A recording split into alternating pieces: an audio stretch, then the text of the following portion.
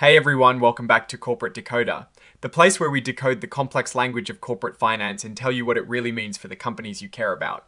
Today we're diving into Markel Group Incorporated's annual report, a document packed with numbers that tell a big story, and let me tell you, the numbers for the 31st of December 2025 do not disappoint. They are wild. This is Markel Group Inc., a company that has been around the block, operating a whole bunch of different businesses, from specialized insurance to industrial goodies and even ornamental plants. They pretty much own different companies and let them run themselves.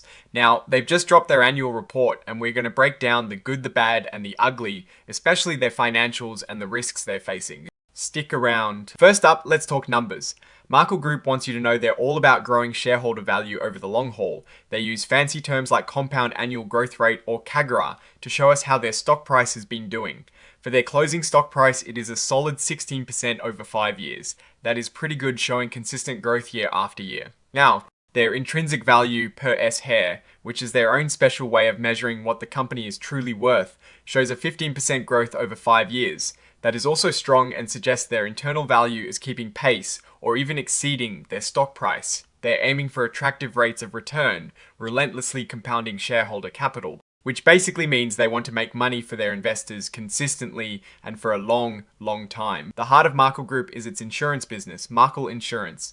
In 2025, they raked in $9.3 billion in operating revenues from this segment alone. That is a huge chunk of change. Their combined ratio, a key measure of insurance profitability, was 95%. That means for every dollar they took in premiums, they paid out 95 cents in claims and expenses. So they made a profit on their underwriting, which is good. They were profitable in 18 out of the last 20 years, which is an impressive track record. They're not just focused on underwriting profit though, they also make money by investing the money they hold from policyholders and shareholders. They're putting a lot of that shareholder capital into public equity securities, which can be risky but offers higher potential returns long term. Over 5 years, Markel Insurance has seen an average annual return on equity of 13%. That means they're making a decent amount of profit relative to the money shareholders have invested. Then we have the industrial segment. This includes businesses like builders, product distributors, precast concrete makers, and even car hauling equipment manufacturers. In 2025, this segment brought in nearly $4 billion in revenues. It has grown organically, meaning without new acquisitions, by 2% in 2025. That is modest but steady. However, adjusted operating income actually dropped by 6% in 2025 compared to 2024. The company blames higher materials and labor costs, which is a common issue these days. The financial segment, which includes insurance services and investment management, saw significant revenue growth of 24% in 2025.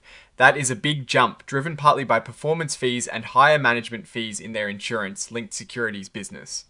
This segment is also performing well operationally, with adjusted operating income up 25%. It seems their financial services arm is really firing on all cylinders right now. Finally, consumer and other, with businesses like ornamental plant producers, home builders, and luxury handbag designers. This segment brought in about $1.4 billion in revenue in 2025. With a 4% increase, their adjusted operating income saw a healthy 20% jump. So even though some of these businesses might seem unrelated, they're contributing positively to the bottom line. Now let's talk about something that really makes these financial statements swing, and that is net investment gains. In 2025, Markel Group saw a cool $1 billion in net investment gains.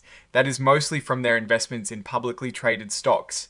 They're not just investing in safe bonds, they're putting a big chunk into equities, which can be volatile but offer higher rewards. This is a key part of their shareholder capital compounding strategy. Over 20 years, their equity securities have returned an average of 11% annually. That is a pretty impressive long-term performance, showing they understand the stock market game. But it is not all smooth sailing. Markel Group's strategy of decentralized operations, where each business is run by independent local management teams, has its own set of risks. This could lead to inconsistent management practices across their global operations. Think about it.